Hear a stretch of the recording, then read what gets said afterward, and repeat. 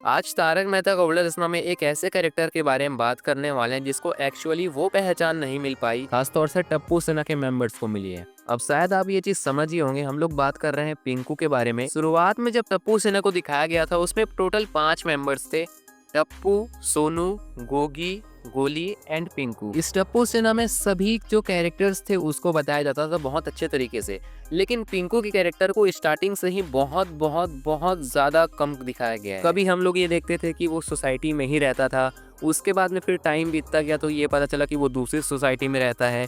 फिर हम लोग को ये देखने को मिला कि वो दूसरे स्कूल में भी पढ़ता है। फिर हम लोग को ये देखने को मिला कि वो उसी कॉलेज में पढ़ रहा है। एंड जब सब लोग इस पर सवाल उठाने लगे कि पिंकू का कैरेक्टर क्या हुआ, उसके बारे में हमें चाहिए, तो ऑडियंस की जब बहुत ज़्यादा डिमांड आई तो मेकर्स को यहाँ पर मजबूरन एक ट्रैक लाना पड़ा जिसमें उनके पेरेंट्स को बताया गया वो किसी क्राइम इन्वेस्टिगेशन डिपार्टमेंट पे वो हैं एंड इसीलिए वो बार बार मिल नहीं पाते हैं पिंकू से। तो इस टाइप से इमोशनल स्टोरी बताई गई। तो उस टाइम पे सब लोग ये सोच रहे थे कि अब जो पिंकू का ये कम स्क्रीन टाइम है ना, बहुत गुमसुम टाइप का जैसा बताया जा रहा था, वो कम हो जाएगा, लेकिन ऐसा नहीं हुआ। अभी भी काफ़ी सारे ट्रैक आते हैं जिसमें जो पिंकू है उसको नहीं बताया जाता है। जैसे एग्जांपल के लिए एक बार टप्पू की एंट्री हुई थी, नए टप्पू की नीतीश वालों ने की, उस टाइम पर भी जो पिंकू था उसको नहीं बताया गया था। रीज़न था कि टप्पू सबके लिए गिफ्ट लेकर के आया था, तो वो सबके घर में जा जा करके वो गिफ्ट दे रहा था।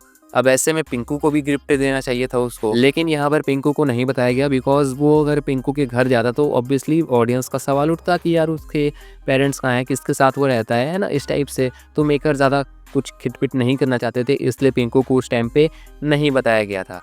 एंड काफ़ी चीज़ ऐसी होती है जैसे अभी टप्पू सेना रियल लाइफ में क्या करने वाले हैं, इसके ऊपर भी एक बार ट्रैक आया था, तो वहाँ पर भी हम लोग को पिंकू को बहुत कम बताया जा रहा था। हालांकि बताया ज़रूर गया था लेकिन बहुत कम बताया गया था। तो ये चीज़ अभी भी चल रही है।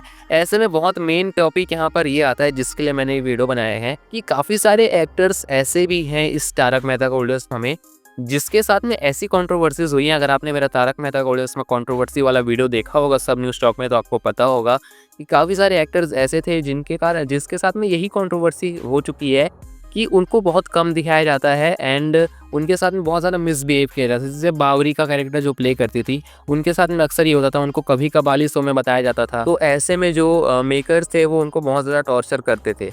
तो क्या ऐसा पिंकू के साथ में नहीं होता है? हालांकि मैं समझता हूँ पिंकू के कैरेक्टर के साथ में ऐसा बहुत कम दिखाया जाता है, लेकिन फिर भी उसके साथ में ऐसा क्यों नहीं हुआ, ये देखने वाली बात तो यहाँ पर हो जाती है, सोचने वाली भी बात हो जाती है। हो सकता है मेकर्स ने उनको बहुत ज़्यादा समझा करके रखा होगा एंड ये चीज़ ऑडियंस अभी तक डिमांड करती आ रही है कि पिंकू के जो पेरेंट्स हैं उनकी एंट्री करवा दो अब शो में, लेकिन जो मेकर्स है वो इस चीज़ को नहीं बता रहे हैं। बेसिकली इस वीडियो को बनाने का दो ही मेरा मकसद था।